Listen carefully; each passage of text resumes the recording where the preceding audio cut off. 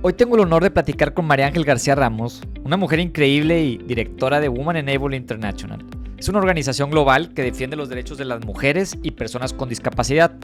María Ángel es un ejemplo de liderazgo y resiliencia, y en este episodio nos comparte su historia personal, cómo transformó una situación difícil en un motor de cambio y por qué hoy lidera una de las organizaciones más importantes a nivel mundial en temas de justicia e inclusión.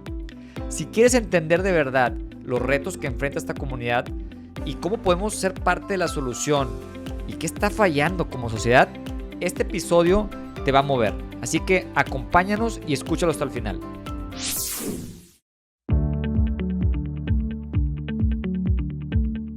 Gracias por estar aquí. De verdad es que estoy bien emocionado por tenerte. Platicábamos ahorita, te conozco desde que eras muy pequeña. Sí. Conozco tu familia, que me trajo muy buenos recuerdos de cuando éramos jóvenes y jugaba ahí con tu hermano, fútbol americano. Y pues bueno, pues ya desde hace rato te estaba buscando para entrevistarte y hasta que se pudo, porque sé que viajas mucho. Y pues bueno, realmente quisiera que platicaras aquí un poquito, arrancar con tu historia, que sé que es una persona con mucho liderazgo y resiliencia. Platícame, ¿cuáles son los puntos clave o los momentos claves en tu vida que te han llevado a donde estás ahorita? Ok, pues mira, hoy empecemos con que pues hoy a mí me toca ser una líder, y digo, es una palabra ahí interesante, pero al final líder, ¿no? Me toca dirigir una organización global que se enfoca en temas de derechos humanos y justicia para las niñas, mujeres y personas de géneros diversos con discapacidad desde lo global. Entonces lo que yo hago es desde lo global, más bien yo tengo esa perspectiva global y trabajamos directamente con lo local, ¿no? Con los países, con colectivos que están haciéndolo en lo local, etc.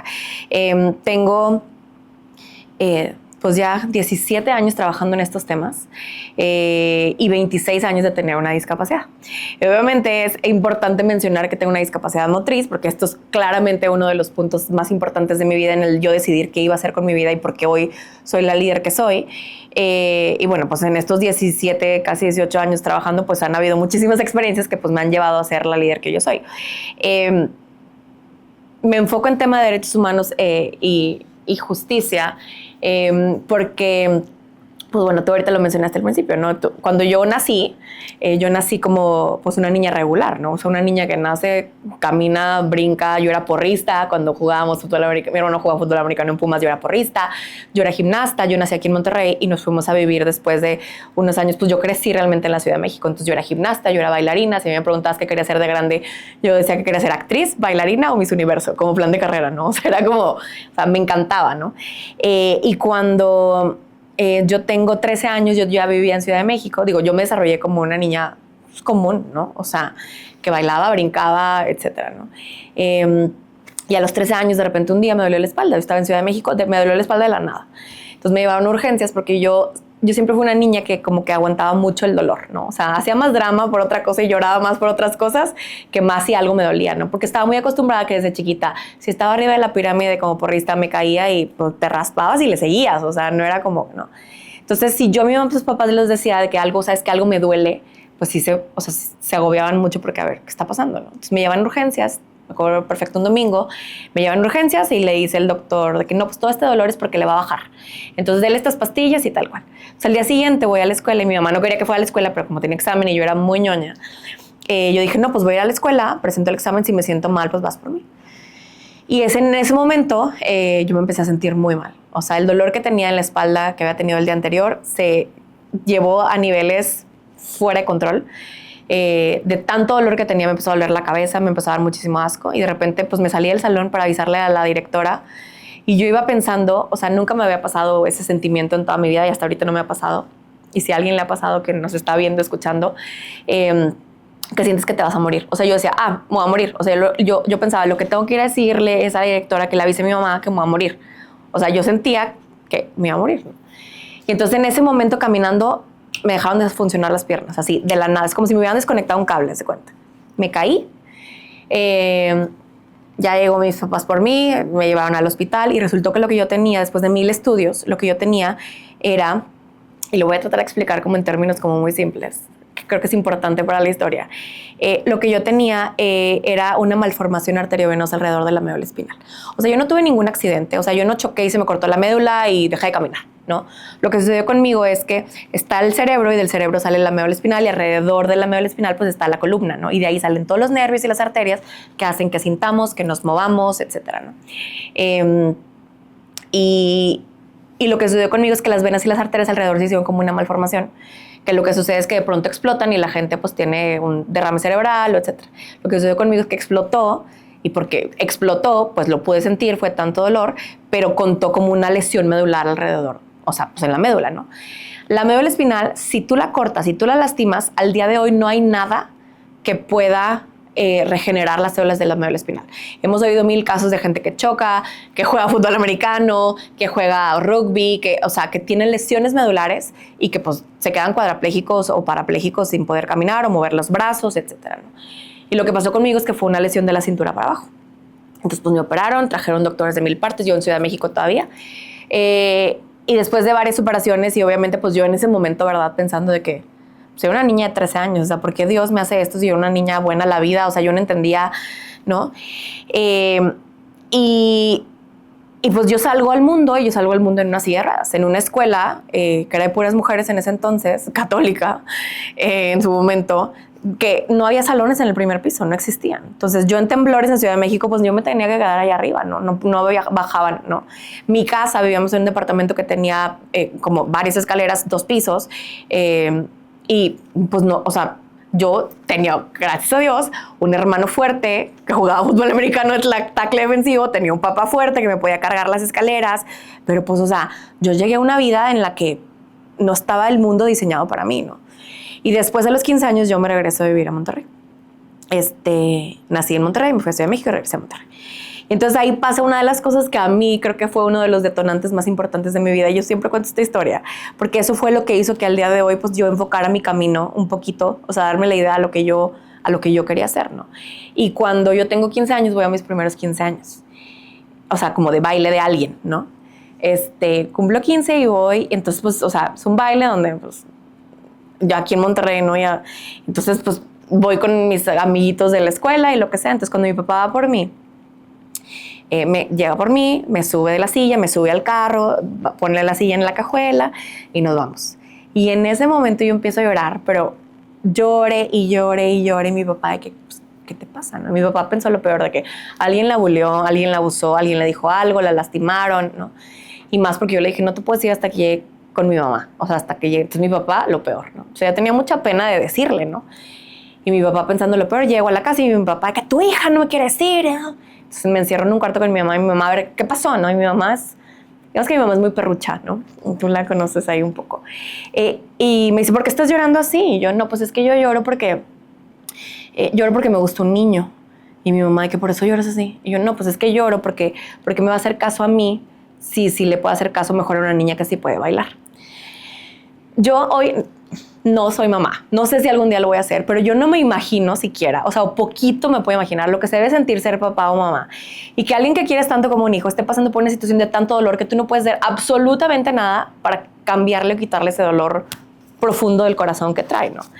Y yo me imagino que como algunas pláticas que yo había tenido con mi mamá y mi papá antes de que a lo mejor no una mamá te hubiera dicho en ese momento, no, mijita, tú estás bien bonita y vas a salir adelante y tú puedes ser lo que tú quieras en la vida, lo que sea, ¿no? Pues no, mi mamá no me dijo eso. Mi mamá me dijo, la última vez que escucho que dice semejante pendejada. Una palabra muy de ángeles, mi mamá. Dice, yo a ti te puedo decir que eres una mujer hermosa que puede ser astronauta, presidenta, o sea, lo que tú quieras en la vida. Dice, pero si tú crees que vales por un par de piernas, o más bien, ese es el valor que tú le das a tus piernas, que son perfectas tal y como son, aunque no funcionen de la misma manera que el resto, pues son las tuyas y es lo que hay. Dice, si ese niño no te pelara, dice, a lo mejor por la lástima que tú tienes a ti misma, pues merecido te lo tendría. Dice, porque ¿quién quiere estar con alguien que se tiene lástima a sí misma? Es una canasta muy pesada que cargar, que no le corresponde a él y no me corresponde a mí, te corresponde a ti. Dice, yo voy a hacer todo lo posible y darte todas las herramientas y lo vamos a entender porque esto es nuevo para mí, para tu papá, para mis hermanos. Pero, o sea, para que tú realmente te des cuenta de que, pues, quién eres, ¿no? Con todo y así eres, y así es el juego, ¿no? Entonces yo me acuerdo que ese día, y lo digo e insisto, ese día para mí me cambió la vida para siempre. Que fun fact, ese niño sí fue mi novio en secundaria, por cierto. Pero me cambió la vida para siempre porque yo por primeritita vez, yo me pregunté de dónde yo había pensado, o sea, de dónde salió esa narrativa de que yo no era suficiente. O sea, a mí mis papás, cuando yo adquirí mi discapacidad, ellos no sabían nada de la discapacidad. O sea, es más, cuando yo adquirí mi discapacidad, no existía la ley para personas con discapacidad en México, todavía. O sea, tenía el Teletón 1 año en la tele apenas y era la primera vez que veíamos gente con discapacidad, ¿de qué? En la tele, ¿no? O sea, entonces, ahí por primera vez yo me pregunté de dónde viene esta narrativa como tan lastimosa sobre... O sea, porque yo me sentía rota e incompleta. O sea, si mis papás nunca me dijeron, tú no puedes, tú pobrecita, nunca. Entonces entendí que era un contexto alrededor de mi vida y era un sistema completo que toda la vida, no nada más a mí, sino a mí y a mis ancestros con discapacidades, o sea, nos han dicho toda la vida que no somos suficientes. Desde Hitler y el Holocausto, que asesinaron a más de 300,000 personas con discapacidad y que poquitas veces sabemos eso, porque no éramos suficiente, hasta fast forward mi vida y lo que yo estaba viviendo en ese momento. Entonces, yo ahí, ese fue un momento como muy, muy importante que creo que fue como el inicio como de mi activismo sin saberlo todavía. Gracias a esas palabras de tu mamá, cambió mucho tu rumbo, pero y de ese punto de ese baile, que de esas palabras con tu mamá, a ver, antes de entrar al tema ya de todo lo que has hecho, el activismo que tienes, ¿qué pasó en esos momentos cuando llegaste al hospital después de ese golpe que realmente te dijeron que pues ibas a estar en esa condición? O sea, de ahí al día de ese baile que te llegó el 20 de que, pues, ¿qué onda con los chavos que van a pensar de mí? O sea, ese proceso, ¿cómo lo viviste antes de llegar a ese punto? Yo creo que ese proceso fue, pues, primero de mucho dolor y como un duelo. Digo, al final yo estaba perdiendo algo, ¿no? Es como cuando se te muere alguien, ¿no? Pues yo perdí lo que más me gustaba hacer en la vida, que era bailar, ¿no? Entonces fue un duelo, pero al mismo tiempo también era como una transformación. Digo, independientemente de cada quien la fe o la espiritualidad que pueda tener cada quien, pues yo en su momento obviamente me aferré mucho como a tratar de entender, ¿no? O sea, como que por qué estaba pasando esto, más allá de como ¿qué podría salir de esto, no? En su momento, pues era mucho dolor y al final era una niña, o sea, yo creo que también algo muy interesante fue que lo que me sucedió a mí como niña con discapacidad, me sucedió a mí de una manera muy particular, pero también le sucedió a mis papás y también le sucedió a mis hermanos. O sea, fue como un entender qué era la discapacidad de nuestras vidas, o sea, qué era la discapacidad en México, qué era la discapacidad allá afuera. O sea, yo me acuerdo que cuando yo salía a la calle y salía en mi silla de ruedas y me iban empujando e íbamos al cine o algo, yo odiaba que la gente se me quedara viendo, ¿no? O sea, lo aborrecía. Y yo me acuerdo que yo les decía, ¿qué me ves? ¿Te gusto? Y así, o sea, como enojada, ¿no?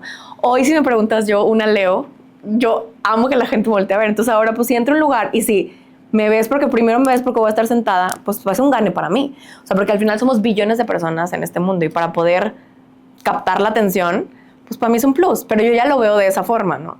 Pero pues cuando estaba chiquita era como, pues también estás como en un proceso de adolescencia en el que pues estás entendiendo tu cuerpo, pues estás entendiéndote con el mundo, estás, o sea, con 1000 dudas de la vida, tratando de entender muchas cosas y luego agregarle esto fue algo como que fue sumamente difícil para mi familia.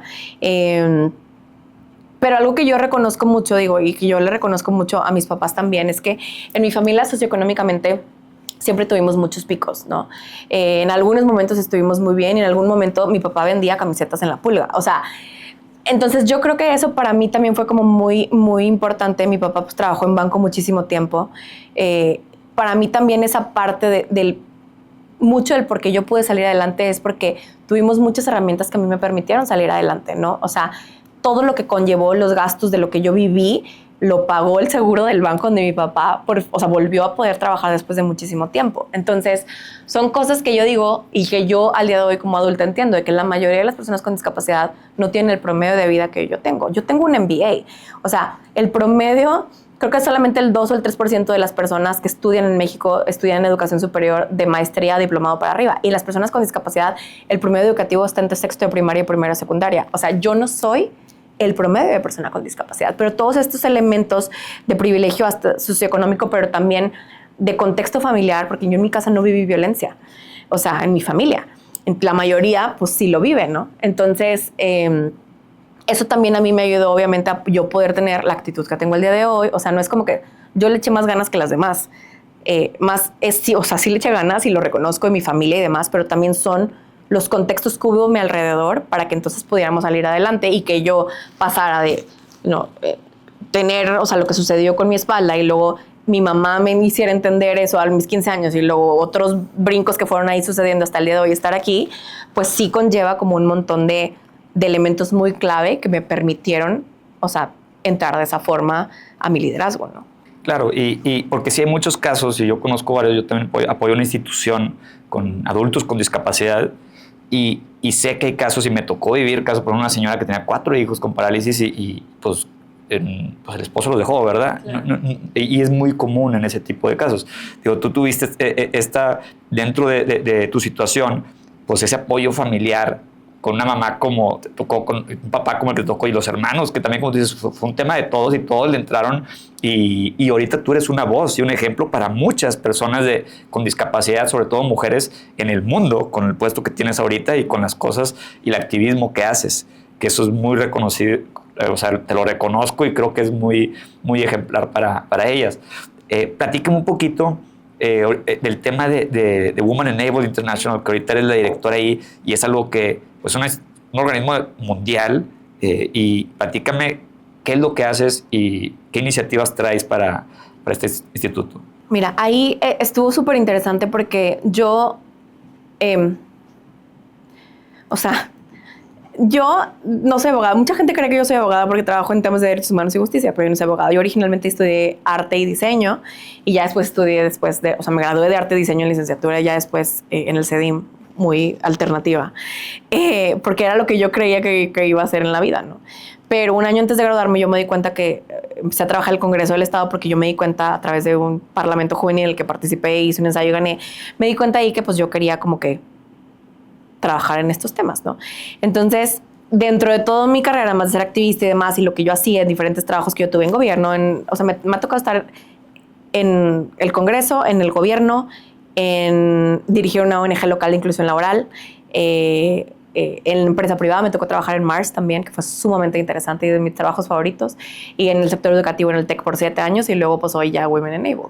Y digo toda esta historia porque, o sea, todo este recorrido, porque yo fundé un colectivo que se llama Mexicanas con Discapacidad, y a través de ahí, o sea, yo hice esto porque yo sé que yo necesito tener a más mujeres con discapacidad cerquita de mí, o sea, yo quiero escuchar, o sea, porque pues yo nunca crecí con nadie con discapacidad a mi alrededor, y cuando yo estaba cerca de otras personas con discapacidad, yo sentía que aprendía mucho y que entendían exactamente lo que yo sentía. Por más que mi mamá, mis amigas, mis tías, mis primos, etcétera, quisieran entenderme, nadie me iba a entender más que otra persona con discapacidad, ¿no?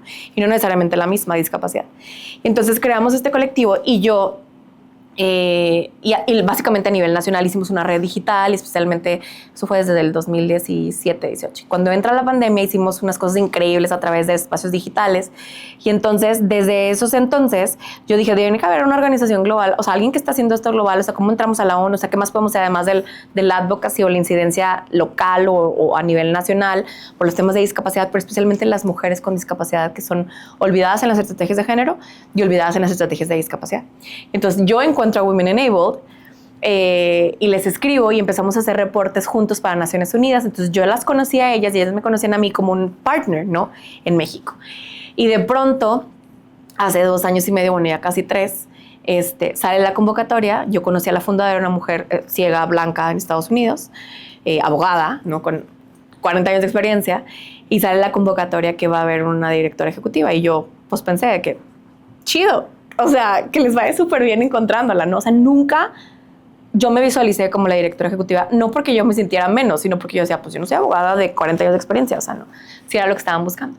Y entonces me escribe la presidenta del consejo y me dice, es que María Ángel, queremos que una mujer con discapacidad lidere y creemos que tú puedes ser perfecta para esto. Y yo, pero sí saben que yo no soy abogada, yo tengo una visión, o sea, de diversidad incluso, o sea, de muy, pues no tan radical, pero un poquito, o sea, de como que pues muy distinto hacia, yo tengo una visión muy clara hacia dónde quiero llevar el movimiento de mujeres con discapacidad, o sea, qué podemos hacer. Y sí, long story short, me contratan a mí, soy yo la directora y pues la primera latina en un espacio global, que también fue sumamente retador, y yo con la opción de pues vivir en Estados Unidos y vivir aquí. Yo no, vivir en México. O sea, yo decía, para mí no va a ser nada inteligente irme a vivir a Estados Unidos, hacer un cambio tan fuerte, irme a vivir sola, o sea, sin mi familia, y luego empezar a dirigir una organización que... Y yo quiero mi sistema de soporte estratégicamente aquí. Y además porque yo empecé a ser la presidenta del Consejo de Personas con Discapacidad de Nuevo León, como muy en lo local, ¿no? Apoyando al gobierno para decirle que está bien y que está mal, ¿no? Entonces yo dije, vamos a empezar así, ¿no? Y entonces eso a mí me dio muchísima fuerza porque a mí me mantiene conectada con el centro sur del planeta, porque es muy difícil y lo privilegiado, los sesgos que puedes tener viviendo en Estados Unidos y pensando en el sur global del planeta, que si yo vivo en México y estamos entendiendo lo que sucede con feminicidios, con la conexión con Centroamérica y Latinoamérica, ¿no? Y pues hoy ya tengo 2 años y medio más o menos, y fue pues un reto muy, muy interesante porque pues yo nunca había sido directora ejecutiva. O sea, había sido líder de una oficina, líder a nivel nacional en mis diferentes trabajos, pero pues no como la CEO, básicamente, como de una non-profit, ¿no? De un sin fines de lucro.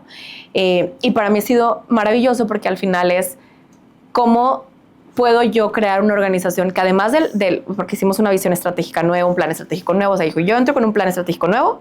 O sea, no voy a hacer lo que alguien estaban haciendo antes. Entro a hacer todo un proceso de reestructura organizacional. Y una cosa es la misión y cómo vamos a seguir con la misión de derechos y justicia a nivel, especialmente con el tema de violencia de género, derechos sexuales y reproductivos, temas de acceso al aborto, temas de vida independiente, las personas con discapacidad, capacidad jurídica, cambio climático. O sea, todos los temas súper fuertes, ¿no? Y cómo somos parte.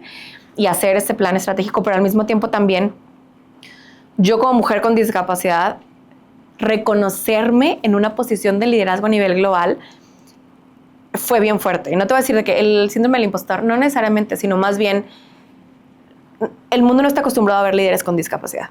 Esa es la realidad, ¿no? O sea, porque siempre va a haber una duda. Si tú empiezas voy a trabajar con un líder sordo y le sabrá y entenderá, ¿no? Siempre hay una duda de qué tan capaces podemos ser las personas con discapacidad, tanto en un puesto en una línea de producción como en un puesto de alguien que puede ser líder, ¿no? Y te digo líder porque hay muy poquita gente. O sea, yo te digo, el otro día a mí me decían, salía la lista de, creo que era Expansión, o no sé, sí creo que era Expansión, o sea, la lista de los líderes LGBT del país, increíble, o sea, que los líderes que están ahí, ¿no? Y yo, ok, súper padre. Y me dice, Marigel, ¿para cuándo hacemos una de líderes con discapacidad en las empresas? Y yo, dime 5 con tu mano, mencióname 5 personas con discapacidad que estén en posiciones directivas que tú conozcas en México, ya sea como emprendedores, o sea, liderazgo de empresas, que tú conozcas, ¿no? O en una empresa. No, pues no sé, y yo. O sea. ¿Y por qué? ¿Qué falta para eso? Pues no es que, o sea, es el sistema. Y yo, no es que no quieran, o sea, no es que no quieran salir adelante. Y yo, el promedio educativo de las personas con discapacidad está entre sexto de primaria y primero de secundaria. La gente con discapacidad que puede trabajar, solamente el 32% de las personas con discapacidad que pueden trabajar, trabajan. Y tienen trabajos dignos que son bien pagados.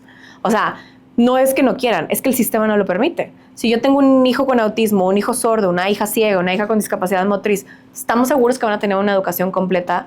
O sea, y que no necesariamente sea privada, ¿pública? No. Entonces, el sistema no lo permite. Por eso yo decía desde el principio de que a mí, o sea, yo soy un outlier, o sea, no soy el promedio. O sea, que yo llegara ahí fue enorme, pero por todos los contextos que a mí me lo permitieron. Yo estudié una maestría, yo tengo un MBA, que no pagué un peso por tener, o sea, por ese MBA, o sea, porque fui becada por 1000 cosas, por el EGADE, que les agradezco un montón. Pero eso a mí obviamente me dio un escalón para poder ser, pero las cosas a mí se me fueron dando por ciertos contextos, como insisto, de privilegio y no necesariamente socioeconómicos, ¿no? Y entonces yo digo, no toda la gente con discapacidad va a tener esto. O sea, no esperen que toda la gente, porque no estamos haciendo lo suficiente. La mayoría de las personas con discapacidad viven violencias. La mayoría de sus cuidadores o cuidadoras. Hay casos terribles, o sea, hemos visto miles y miles de casos en ese sentido. Las niñas y mujeres con discapacidad vivimos 10 veces más violencia que el resto de las mujeres que no tienen discapacidad, especialmente sexuales, claramente. Entonces estamos más propensos a vivir en contextos que son mucho más retadores para nosotros que el resto. Cuando llegó el COVID y que había como estos procesos de triaje donde se decidía quién tiene un ventilador y quién no, o sea, hay una visión como muy capacitista de qué vidas son más valiosas que otras, ¿no? Entonces, a un doctor o doctora le preguntarías, oye, tenemos una persona con discapacidad, o sea, que tiene cuadraplégica, que le cuesta respirar, pero tenemos este otro joven que juega tenis y tiene 17 años. ¿A quién le vas a dar un ventilador? No, pues al joven, porque pues tiene más capacidad de producir o hacer, ¿no? Entonces, siempre se nos ha definido a nosotros que nuestras vidas no son lo suficientemente valiosas. ¿Por qué no hay las estrategias completas de política pública más allá de las asistenciales? Porque no les importa. Porque el tema de la representación de la discapacidad no es solamente por la representación misma, sino por un tema de la toma de decisiones para supervivencia, o sea, y desarrollo. Porque si no hay alguien como yo, como varios como yo, que estamos poquitos a nivel global, a nivel regional, Latinoamérica, con discapacidad en espacios de toma de decisión, va a ser muy difícil que tomen decisiones para nosotros que realmente funcionen. Y eso es el impacto de la política pública, y eso más bien está reflejado en la política pública y está reflejado en los procesos organizacionales de las empresas, ¿no? Y entonces es sumamente difícil que una persona con discapacidad en México pueda salir adelante si entendemos el contexto sistémico que no se lo permite, ¿no? Y si hubiera una cosa para empezar, porque yo estoy de acuerdo contigo y el gobierno tiene que hacer algo, ¿no? Y así como vienen los grupos de mujeres y exigen ciertas cosas y ya después de dar mucha lata, ok, escuchan. Y tú dices, oye, pues está bien difícil que exista un grupo así grande de gente con discapacidad en las calles ahí marchando para que nos escuchen. Pero si pudiéramos empezar con algo, ¿qué cambiarías en la legislación o qué aportaciones pudieras sugerir? Me imagino que ya lo has hecho, para que esto empiece a cambiar, ¿no? Yo creo que son muchas cosas, pero creo que la más importante es poner la lana donde está la boca. O sea, se tienen que fondear los proyectos en tema de discapacidad, las políticas públicas en tema de discapacidad con visión de desarrollo. Si eso no existe, no hay forma incluso que las empresas sigan la línea, ¿no? Al final, el tema de incluir a personas con discapacidad en las empresas, por ejemplo, no es porque hay pobrecitos y somos bien buenos y hay que incluirlas porque pues ya les toca porque no han podido trabajar. O sea, sí, por un tema de justicia y derechos, pero también es, o sea, porque al final de cuentas no existen los mecanismos para que la gente pueda, o sea, que tenga la posibilidad de tener un empleo. Pero eso es, yo lo que te quiero decir es que eso es en todo. Te voy a poner un ejemplo hasta vago, ¿no? Yo nunca he ido al Palenque en mi vida, al Domo Care. Nunca he ido al Palenque. Voy a ir por primera vez a ver a Karin León. No le digan a nadie. Y voy a ir. Y resulta que por función, o sea, no sé cuánta gente le cabe, 8,000 personas, solo hay 4 lugares de discapacidad que yo puedo ir. O sea, para silla de ruedas. 4. Y mi acompañante se siente enfrente de mí, ni siquiera al lado de mí, y solo puedo ir con una persona, ¿no? 4. O sea, ese es el reflejo exactamente de lo que sucede en el espacio laboral, educativo. O sea, no hay nada que verdaderamente esté desarrollado para nosotros, no por un tema solamente de la cuota per se, sino para que realmente entiendas que puede haber la posibilidad. Es que la gente no viene a conciertos. Pues no viene a conciertos porque no hay lugar. O sea, ¿qué fue primero, el huevo o la gallina? ¿Sabes? O sea, es que la gente no quiere trabajar con discapacidad, que yo pues no quiero trabajar porque no la contratas. Y luego la contratas y la tienes en el mismo puesto 10 años. O sea, y tienen que estar agradecidas contigo por haberlas contratado.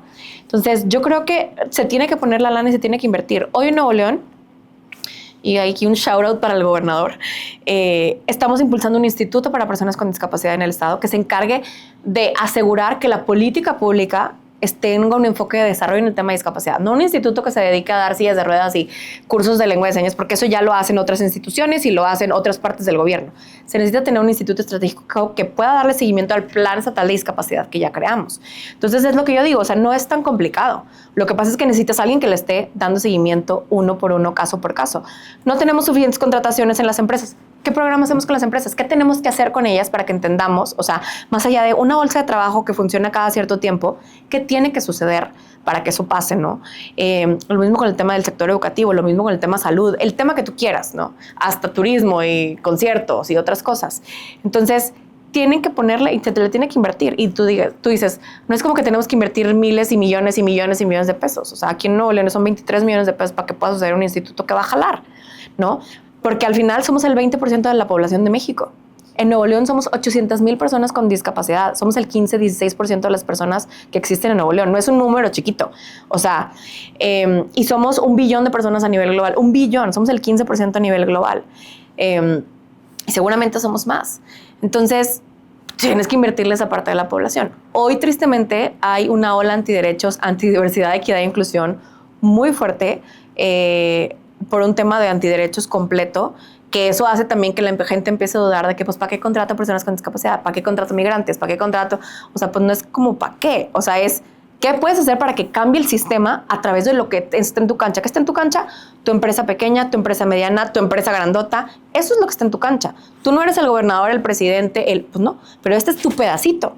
¿Qué tú puedes hacer en ese pedacito? Y eso es donde yo creo que hemos avanzado y de pronto nos hemos ido para atrás en algunos pasos también. Y, por ejemplo, el tema de salud aquí en México, o sea, porque yo entiendo ese tema. Bueno, pues es que en principio hubiera pensado que era minoría, pero tú me dices, o sea, son 800,000, es un mundo. O Sí, sea, el 15% de Nuevo León. 15% de Nuevo León es algo que hay que atender. Pero el IMSS, por ejemplo, o el seguro social, tú llegas y pues atienden todo tipo de enfermedades.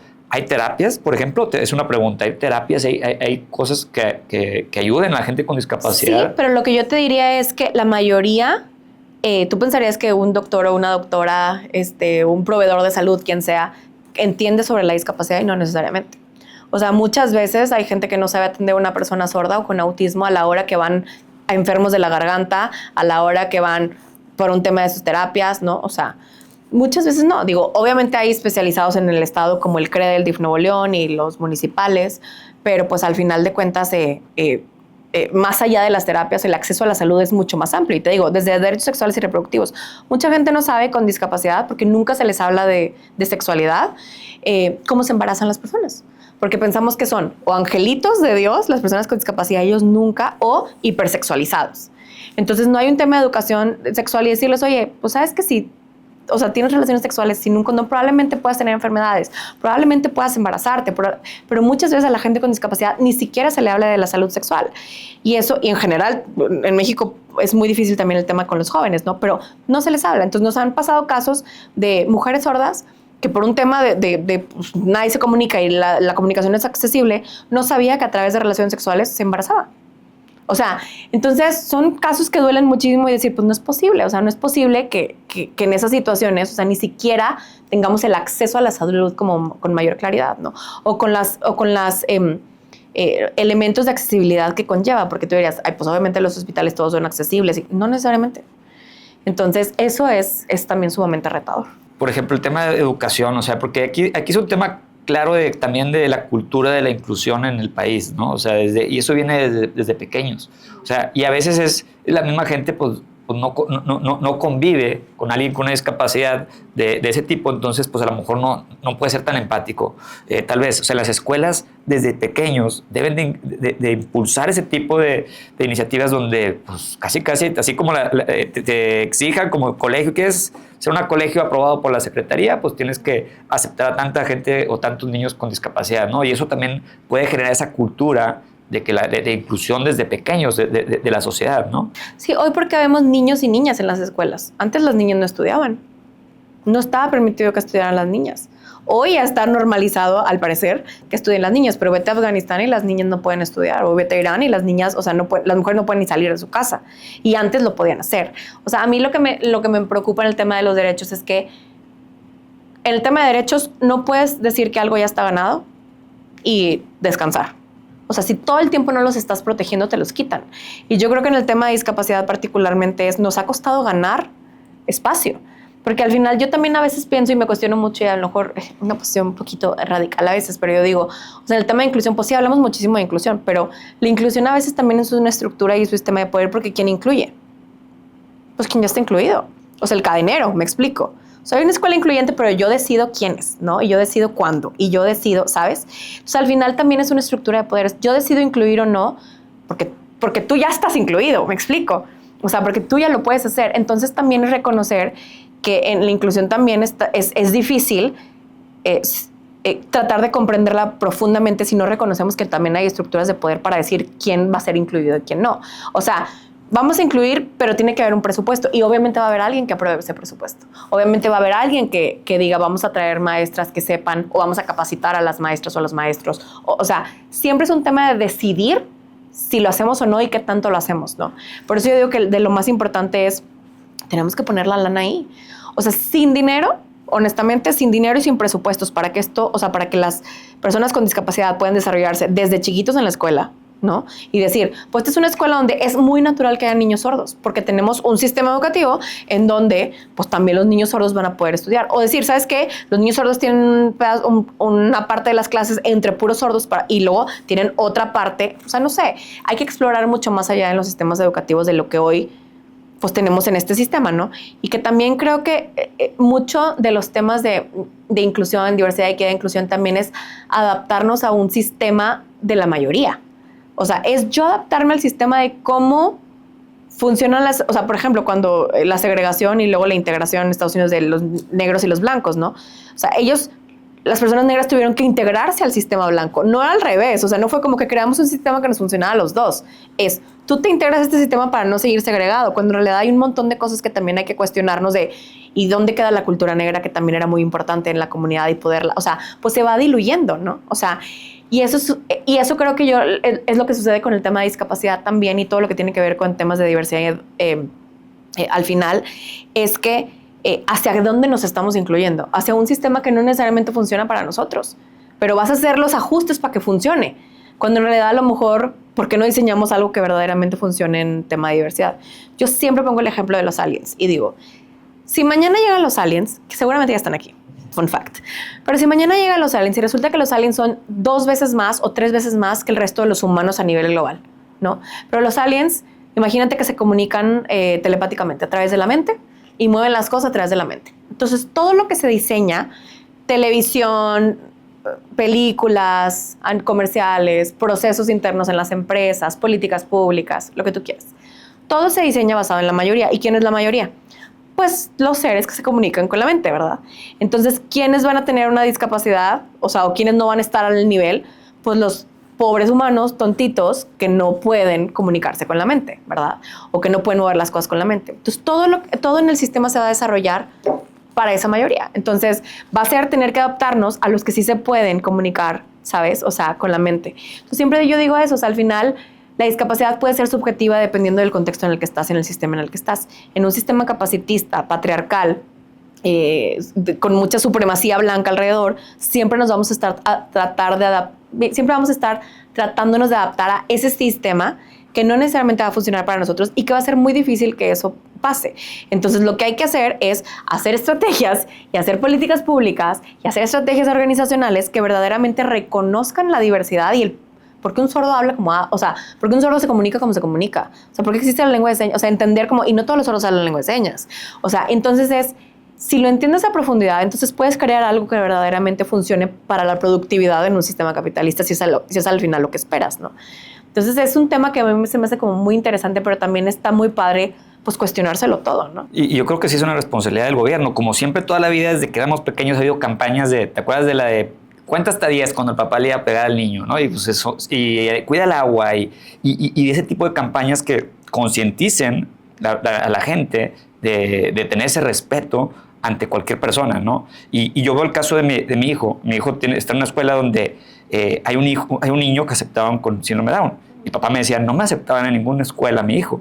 Y hoy en día, que ya llevan pues, muchos años juntos, ya llevan casi 10 años, pues mi hijo ha aprendido a convivir con él, conoce cómo es una persona, es un niño muy cariñoso, tiene esas cualidades. Entonces, pues para él aprendió y creció conviviendo con un niño con síndrome de Down, algo normal.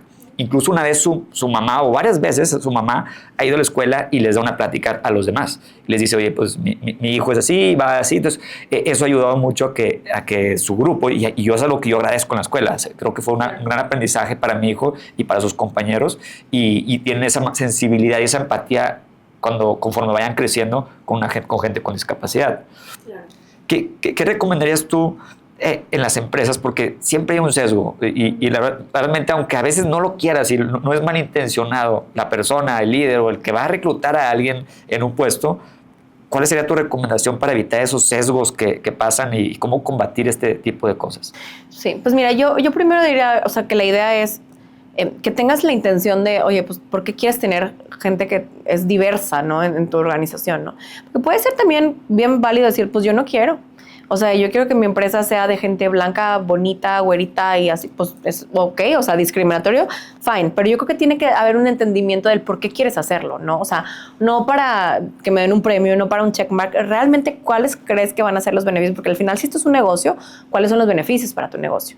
Yo siempre digo que en el tema de la discapacidad o del tema de derechos, o sea, y especialmente con los temas de diversidad e inclusión, siempre queremos empujar el modelo, o sea, como el por qué sí a través del modelo de negocio. ¿Por qué va a ser más rentable, no? O sea, dentro del sistema capitalista, ¿por qué el sí en el modelo de negocio? si yo lo veo del sistema de derechos, pues es un sí porque sí, o sea, porque la dignidad humana y porque sí por un tema de derechos el que hoy tenemos y punto y se acabó, ¿no? Pero si ya le quieres dar tu doble clic, ¿no? Al tema de profit, o sea, al tema de negocio, yo ahí diría, o sea, lo más importante es que entiendas primero por qué lo quieres hacer, ¿no?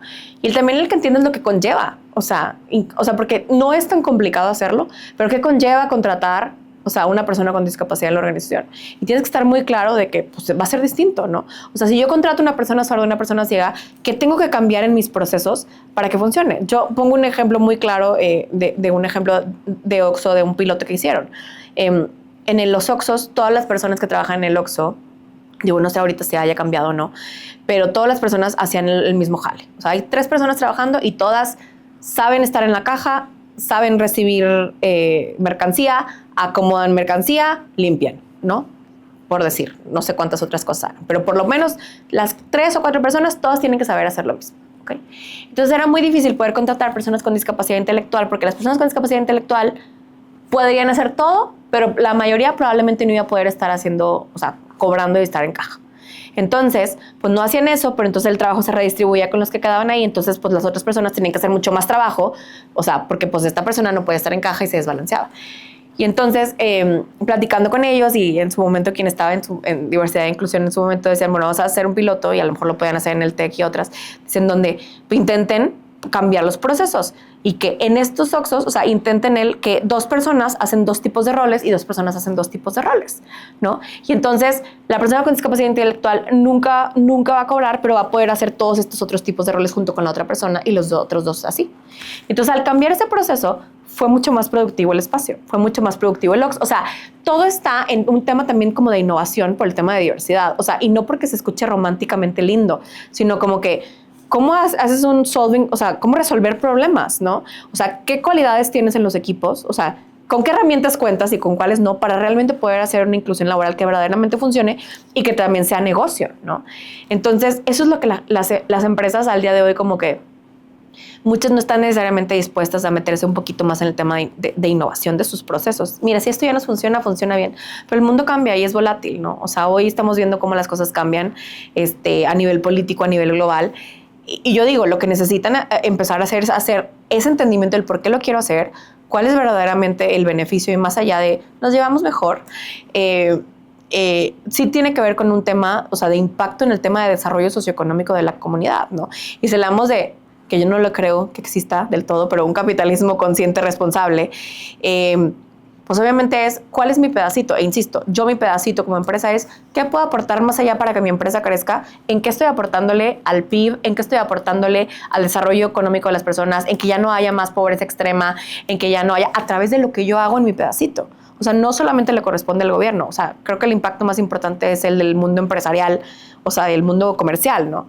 Entonces creo que esa parte ahí es algo que se tiene que, y te digo, y la mejor manera de hacerlo es preguntándole a la gente con discapacidad que es líder y que hace estos procesos. O sea, no te lo inventes tú, o sea, que te den recomendaciones porque todo es artesanal para tu organización. Si tienes una organización de 10 personas, de 20 o de 100,000, todo va a ser muy diseñado y tendría que ser diseñado a tus procesos y al momento del negocio en el que estás ahorita, ¿no?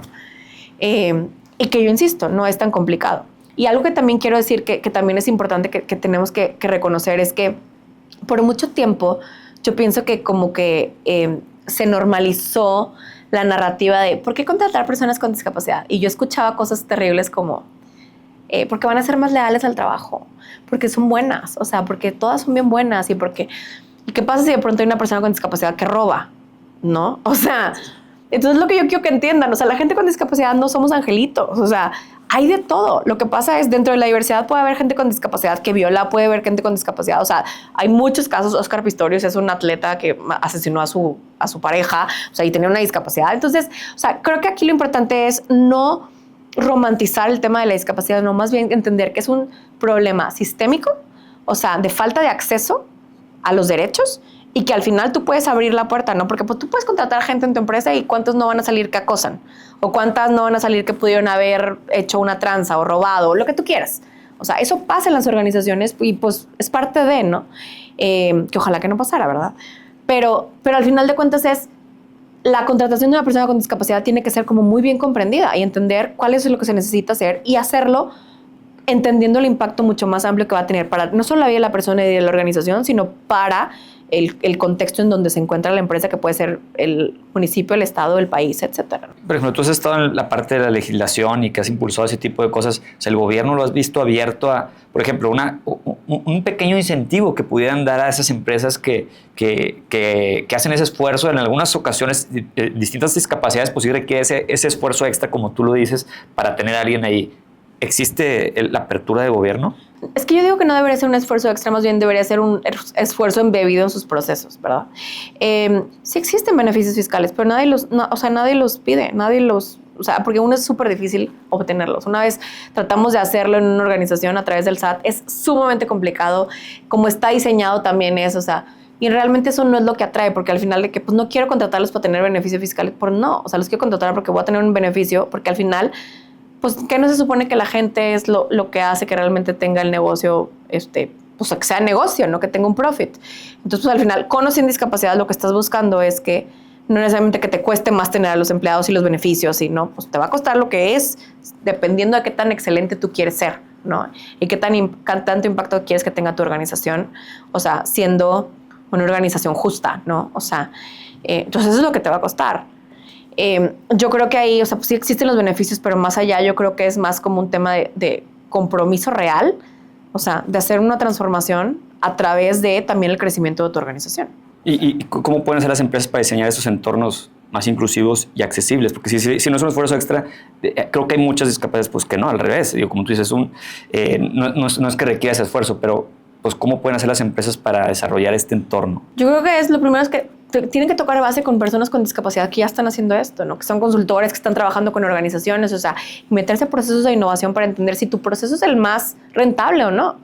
Porque muchas veces hay procesos que se hacen ajustándose al tema de discapacidad y luego se dieron cuenta que era rentable para todos en la organización. Más allá de solo con quienes estabas contratando. Entonces yo creo que la gente debería estar como mucho más dispuesta a la innovación y al cuestionarse todo y al constante cambio, ¿no? Porque pues cuando algo te funciona, de que pues ya funcionó, ¿no? Y estás explotando a los empleados, y realmente funciona. ¿Cuánta rotación de personal tienes? ¿Cuánto te cuesta cambiar a los empleados? Entonces yo creo que es como meterse un poco más al tema de innovación, tocar base con personas con discapacidad o de diferentes diversidades que pueden aportar a la organización y diseñar algo en conjunto y atreverte a diseñar algo que verdaderamente sea mucho más innovador de lo que ya pues, te tiene como safe en el espacio en el que estás, ¿no? Por ejemplo, ¿hay algunas industrias que ahorita digas, en esas industrias están muy avanzados en el tema de inclusión? Yo diría mucho el tema de tecnologías, muchísimo, y también porque se presta mucho. Ha sido una de las que más han estado abiertas y no abiertas, que activamente se han dedicado a contratar personas con discapacidades psicosociales, autismo, personas con discapacidades auditivas o visuales, porque no necesariamente, se ocupa que veas a través, si tienes obviamente las herramientas para hacerlo, otras discapacidades en lo general, pero yo creo que esa es una de las industrias que, hoy es de las que pues, los billonarios, la mayoría están en esas industrias, tristemente, pero son de las que tienen como mucha mayor apertura por cómo se desarrolla. También yo creo que en las empresas que producen, ¿no? De productos y servicios, ¿no? Ahí hay un reto bien importante de que hay muchos sesgos de que en una línea de producción, no, pues ¿cómo vamos a tener una persona con discapacidad en una línea de producción? Yo trabajé en una empresa en donde una línea de producción completa era de personas sordas y era la que mejor sacaba los números, porque lo hacían muy bien, porque entre ellos se organizaban, porque, ¿sabes? Entonces yo creo que también hay muchísimos sesgos, ¿no? De que no, porque se requiere la fuerza bruta. Y ¿tú cómo sabes? No toda la gente con discapacidad es igual, no todas las discapacidades son iguales. Entonces hay que tener como esa apertura.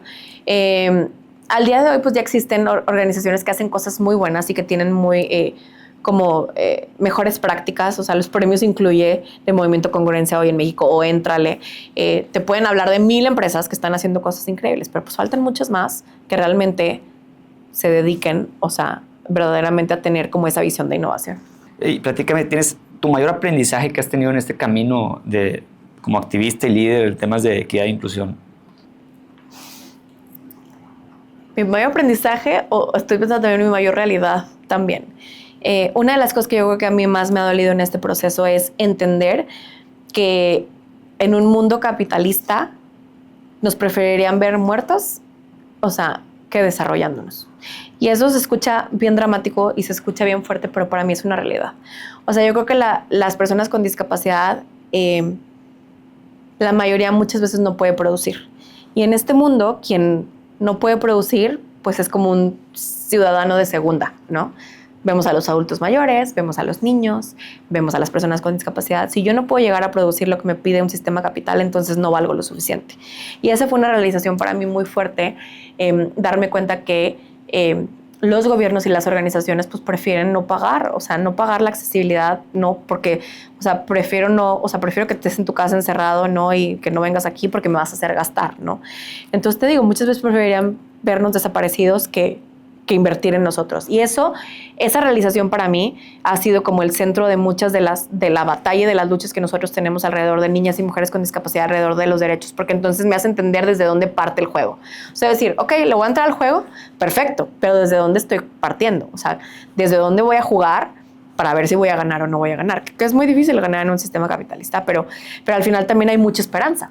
O sea, porque también si yo entiendo de dónde estamos partiendo, entonces para nosotros la inversión es, vamos a invertir en líderes con discapacidad que puedan llevar sus voces a otros espacios. Vamos a invertirle o vamos a hacer alianzas para, porque no se trata de darle voz a la gente que no tiene voz. Toda la gente tiene voz. Toda la gente. Lo que pasa es que no tienen plataformas. Lo que pasa es que no han estado necesariamente en espacios en donde pueden realmente desarrollarse. Entonces, para mí el entender desde dónde parto ha sido como, ok, esa es mi estrategia, ¿no? Si yo parto de un país que está así, ok, entonces esta es mi estrategia, ¿no? Entonces, de esta manera nos organizamos como personas con discapacidad, de esta manera organizamos a las empresas, ¿no? Yo creo que para mí, mi mayor aprendizaje también ha sido el darme cuenta cuánto la comunidad había subestimado a los líderes, las y los líderes con discapacidad en el país. Yo creo que al día de hoy se piensa que no habemos muchos, pero sí hay. El 3 de diciembre, desde hace unos años, existe el movimiento de personas con discapacidad y que ha empezado a crecer la marcha de hablar y visibilizarnos por nuestros derechos, que, ojo, no toda la gente con discapacidad puede poner sus cuerpos, ¿verdad?, en una marcha, porque pues no todo el mundo lo puede hacer físicamente, ¿no? Pero ha crecido y cada vez hay más visibilidad. Entonces, para mí ese también ha sido un aprendizaje maravilloso en el que pues yo aprendo muchísimo de la gente con discapacidad, pero también que han sido y hemos sido subestimados y que hay mucho talento. Hay mucho talento para hacer innovación, para cambiar las cosas. También algo que he aprendido es que existen empresas que sí están dedicadas y que entienden perfectamente su rol en el sistema. O sea, y que entienden, y todo tiene que ver con los líderes de las organizaciones, ¿no? Yo creo que la gente no deja malas organizaciones, sino deja malos líderes, ¿no? Cuando se salen, ¿no? Entonces yo creo que hay líderes que están sumamente conscientes. Puedo pensar en un Salvador Alba, por ejemplo, ¿no? O sea, que están sumamente conscientes del impacto que tiene el sector privado y las organizaciones para hacer un cambio completamente en el desarrollo de un país. Y esa es la gente que es sumamente inteligente. Y ese fue uno de mis aprendizajes también, de entender de que, porque mucho tiempo yo decía, pues es que estamos solos en esto, es que todo es negativo, es que, a ver, no, tiene que haber algo. Y me di cuenta que, o sea, sí hay una esperanza sumamente maravillosa, ¿verdad?, en mucha gente que no necesariamente tiene una discapacidad, pero que entiende perfecto los contextos de desigualdad, entiende perfecto lo que significa la inclusión, entiende perfecto el impacto que puede tener el desarrollo de un país y en su propia comunidad como organización. Entonces eso también para mí ha sido como, ok, entonces no estamos del todo solos y hay muchísima esperanza para seguir y seguir construyendo, ¿no? Estoy seguro que sí. Y para terminar la última pregunta, antes de las preguntas rápidas, ¿alguna acción que más satisfacción te haya dado en tu vida? Híjole, creo que muchas, pero para mí una de las más, o por lo menos la primera que se me viene a la mente es cuando en México se creó la ley para una vida libre de violencia para las mujeres. No incluía a las personas, a las mujeres con discapacidad y a las mujeres indígenas. Y hablaba de un tema de refugios. Y entonces yo decía, pues sí, imagínate que, o sea, una mujer con discapacidad intelectual, una mujer sorda llega a un refugio o con una discapacidad motriz, ¿cómo la vas a atender si no está accesible el espacio? Si no está accesible el lugar. Entonces la ley es para todas menos para nosotras, ¿no? O si llega una mujer hablando náhuatl y pues nada más hablan en español, o sea, ¿qué? ¿Qué va a pasar? No, pues tráigale un traductor y de aquí a cuándo, y, o sea, una mujer que viene de una crisis de violencia, o sea, entonces, para mí, el que nosotros pudimos levantar la mano y hacer ese cambio, impulsar, que digo que todavía la lucha no ha terminado en el tema de los dineros, ¿verdad? Para mí ha sido como una satisfacción grande, porque ese proyecto lo hicimos no solamente yo, lo hicimos varias mujeres, o sea, desde mujeres trans, mujeres indígenas, mujeres con discapacidad, dijimos, todas nosotros no estamos aquí. O sea, Y esto es una ley nacional y discutimos y trabajamos con el Senado yo porque esto no está funcionando. O sea, y yo te vengo a platicar aquí, pero somos, o sea, 11 millones de mujeres con discapacidad que no estás incluyendo en esta ley, ¿no? Entonces, 11 millones de mujeres que éramos con discapacidad. Entonces, para mí, como todos esos proyectos y procesos en donde los hacemos en comunidad y la resistencia la hacemos en comunidad, es de mis satisfacciones más grandes, porque al final, para mí, yo creo que ese es uno de mis roles. O sea, yo tengo una responsabilidad bien grande en quién yo soy como líder, pero también creo yo que una responsabilidad muy grande mía por la posición en la que estoy, que cada vez voy agarrando más tracción, es pues abrir esos caminos como me los abrieron a mí y hacerlo en comunidad, porque al final pues eso tiene más peso. O sea, eso tiene mucho más peso para hacer un cambio y crea una presión mucho más grande, ¿no? En ese sentido. Yo pienso, o sea, ¿por qué marchamos en el 8 de marzo? O sea, el otro día me preguntan, ¿tú por qué marchas? Y por supuesto ahí yo voy a estar el siguiente sábado, pero ¿tú por qué marchas? Y yo, justo por eso, es porque hay miles de mujeres que ni muertas cuentan.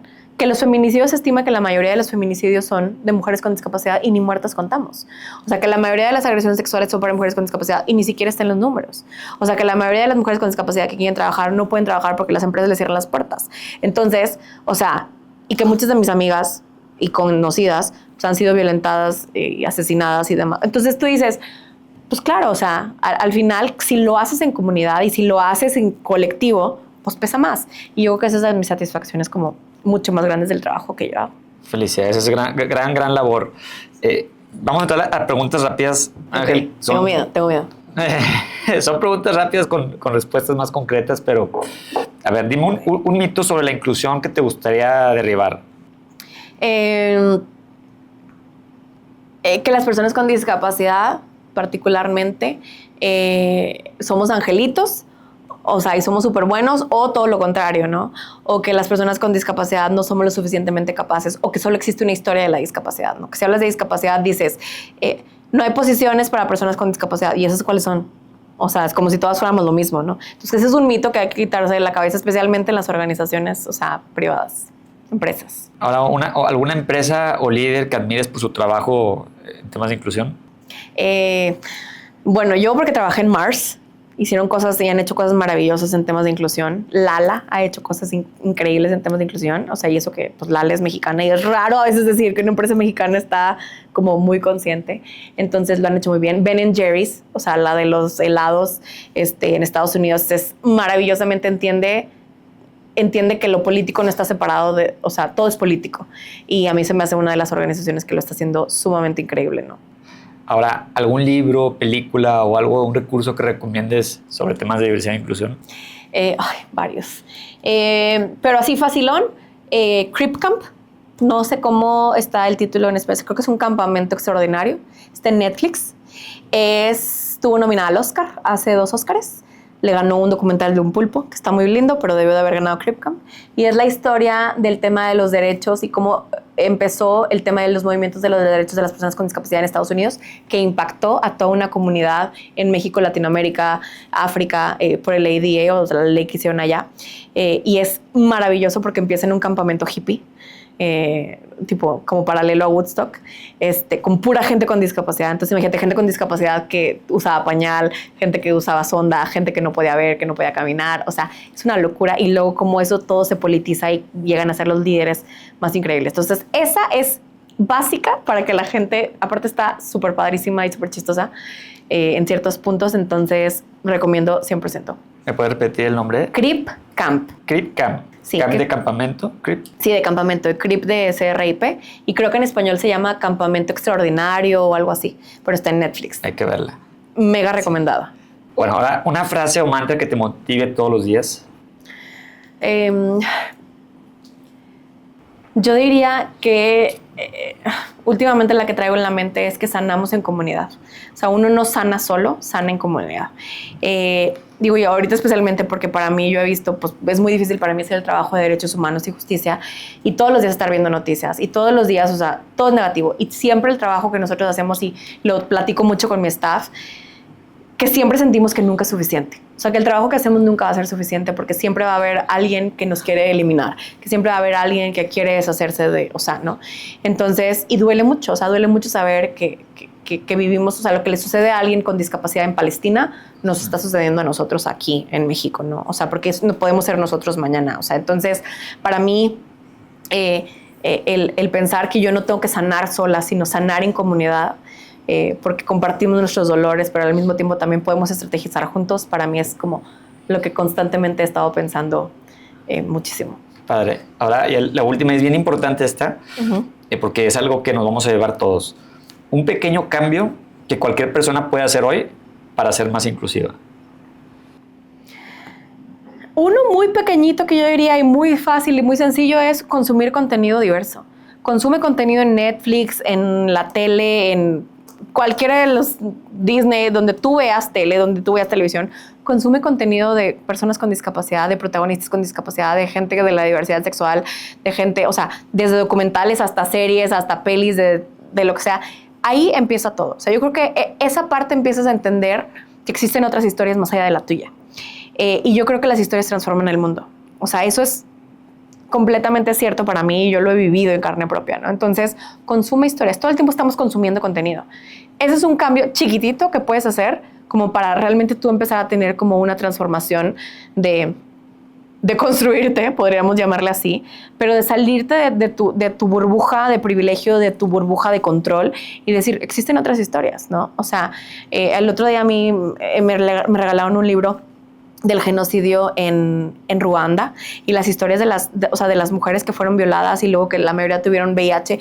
Y yo, es que porque yo nunca había escuchado de estas historias de estas mujeres. O sea, y de pronto pueden ser historias muy duras, ¿no? Como hablar de un genocidio, pero también puedes echarte una historia de Netflix en donde un protagonista, o sea, es distinto a ti, ¿no? O sea, que tú dirías, pues no es algo que yo consumiría porque tengo un sesgo, pero vamos a darle una oportunidad, ¿no?